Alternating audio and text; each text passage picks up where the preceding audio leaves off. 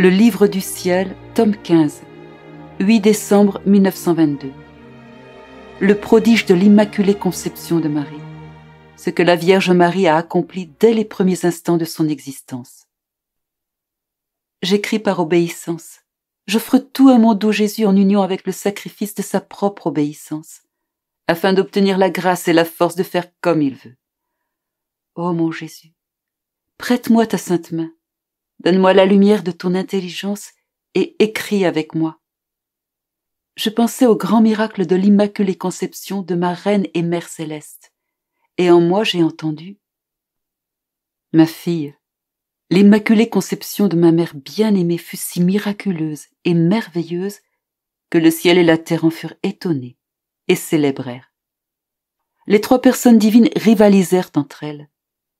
Le Père émit une immense mer de puissance, moi le Fils une immense mer de sagesse, et l'Esprit Saint une immense mer d'amour éternel.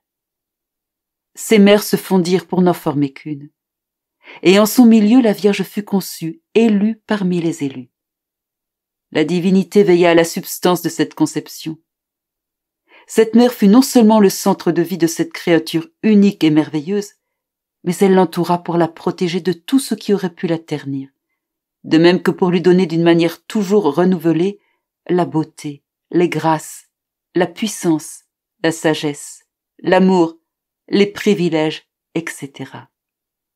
Sa petite personne a été conçue au milieu de cette mer et s'est développée sous l'influence des vagues divines.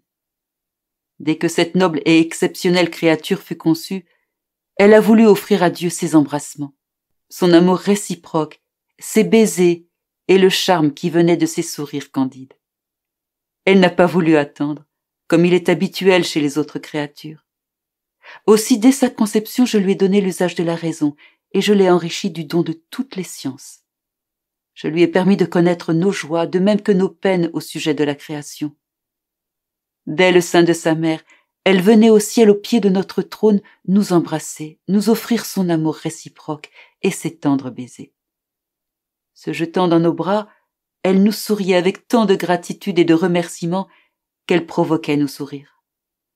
Oh, comme il était beau de voir cette créature innocente et privilégiée, si riche de toutes les qualités divines, venir parmi nous débordante d'amour et de confiance, sans crainte. Seul le péché sépare la créature du Créateur, détruit l'amour et l'espérance, fait naître la crainte. Elle venait parmi nous en tant que reine, qui par son amour déposé en elle par nous faisait répondre à ses désirs, nous ravissait, nous incitait à célébrer et captivait notre amour. Et nous lui permettions tout cela. Jouissant de cet amour qui nous enchantait, nous la fîmes reine du ciel et de la terre. Le ciel et la terre exultaient et ils se réjouissaient avec nous du fait qu'ils avaient enfin, après tant de siècles, une reine. Le soleil souriait dans sa lumière et il se considérait heureux de servir sa reine en lui donnant sa lumière. Les cieux, les étoiles et l'univers entier se réjouissaient et ils célébraient parce qu'ils pouvaient charmer leur reine en lui laissant voir leur beauté et l'harmonie dans laquelle ils baignent. Les plantes souriaient parce qu'elles pouvaient nourrir leur reine.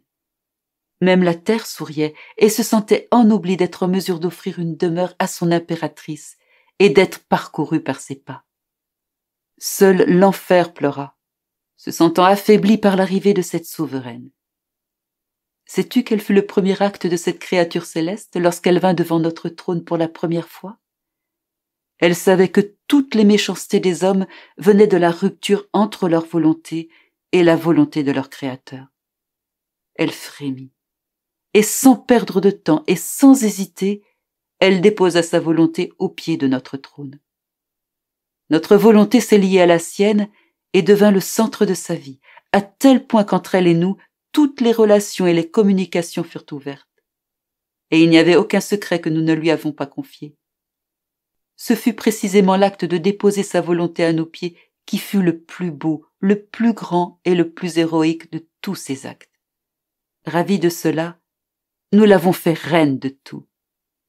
Vois-tu donc ce que signifie être lié à notre volonté en ignorant la sienne? Son deuxième acte fut d'offrir par amour pour nous sa totale disponibilité pour tout sacrifice que nous lui demanderions. Son troisième acte a été de restaurer l'honneur et la gloire de la création que l'homme avait entaché en faisant sa propre volonté. Dès son premier moment dans le sein de sa mère, elle a pleuré d'amour pour nous et de douleur devant la chute de l'homme. Oh, comme ces pleurs innocents nous touchèrent et hâtèrent l'accomplissement de la rédemption si longuement attendue. Cette reine nous dirigea, nous lia et nous arracha des grâces infinies. Elle chercha si ardemment à ce que nous nous penchions sur la race humaine que nous ne pouvions résister à ses incessantes supplications. Mais d'où lui venait un tel pouvoir et une telle influence sur la divinité? Ah, tu as déjà compris que c'était le pouvoir de notre volonté agissant en elle. En même temps qu'elle la gouvernait, cette volonté lui donnait un pouvoir sur Dieu lui-même. Comment pouvions-nous résister à une créature si innocente, remplie du pouvoir et de la sainteté de notre volonté? Cela aurait été de résister à nous-mêmes. Nous voyions en elle nos qualités divines. Les réverbérations des attributs divins l'enveloppaient comme des vagues. Les réverbérations de notre sainteté, de notre amour, de notre pouvoir, etc. C'était notre volonté sise en elle qui attirait en elle toutes ces réverbérations de nos divines qualités, et qui constituaient la couronne et la défense de la divinité demeurant en elle. Si cette Vierge Immaculée n'avait pas possédé la divine volonté comme centre de sa vie, toutes les autres prérogatives dont nous l'avions enrichie auraient été sans effet. C'était la divine volonté qui la confirmait et préservait ses nombreux privilèges. Et ils augmentaient constamment. Quand nous agissons, nous le faisons avec raison, sagesse et justice. La raison pour laquelle nous l'avons constituée reine de toutes les créatures est la suivante. Elle n'a jamais donné vie à sa volonté humaine. Notre volonté a toujours été entière en elle.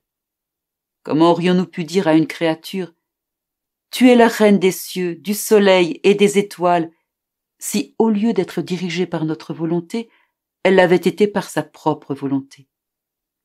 Toutes les choses créées se seraient alors soustraites à son autorité. Dans leur langage muet, elles auraient dit « Nous ne la voulons pas. Nous lui sommes supérieurs parce que nous n'avons jamais quitté ton éternelle volonté. Telle que tu nous as créés, tels nous sommes. » C'est ce qu'elles auraient dit. Le soleil avec sa lumière, les étoiles avec leur scintillement, la mer avec ses vagues, etc. Toutefois, voyant cette sublime Vierge qui n'avait jamais voulu connaître sa propre volonté, mais seulement celle de Dieu, elles ont célébré, et encore plus, elles se sont trouvées honorées de l'avoir comme reine. Elles coururent auprès d'elle, elles lui rendirent hommage en mettant la lune sous ses pieds comme marchepied, les étoiles comme sa couronne, le soleil comme son diadème, les anges comme ses serviteurs, et les hommes pour l'assister.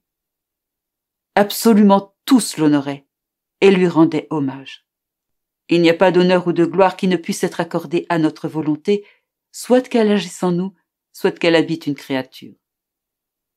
Sais-tu quelle fut la première action de cette noble reine quand elle sortit du sein de sa mère et a ouvert ses yeux à la lumière de ce bas monde? À sa naissance, les anges lui chantèrent des berceuses. Elle en fut ravie. Sa belle âme quitta son petit corps et, accompagnée par un hôte angélique, elle circula dans le ciel et sur la terre, cueillant tout l'amour que Dieu avait répandu sur la création. Elle vint au pied de notre trône et nous offrit cet amour. Ensuite, elle articula son premier merci au nom de tous.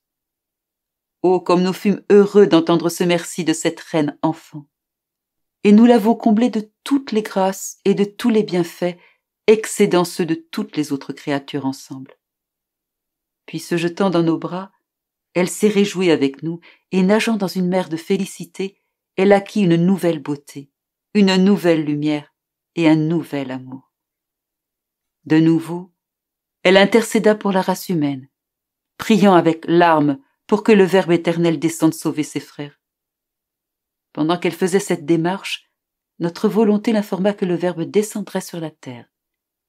Alors elle quitta immédiatement nos réjouissances. Pour faire quoi?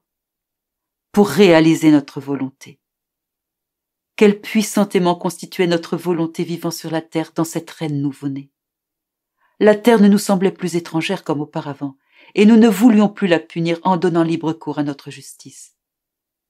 Le pouvoir de notre volonté dans ce petit bébé innocent retenait le bras de notre justice. Elle nous souriait depuis la terre et transforma la punition en doux merci et en sourire. Incapable de résister à l'enchantement, le Verbe éternel devança son intervention. Ô merveille de la divine volonté! À toi tout est dû, pour toi tout s'accomplit.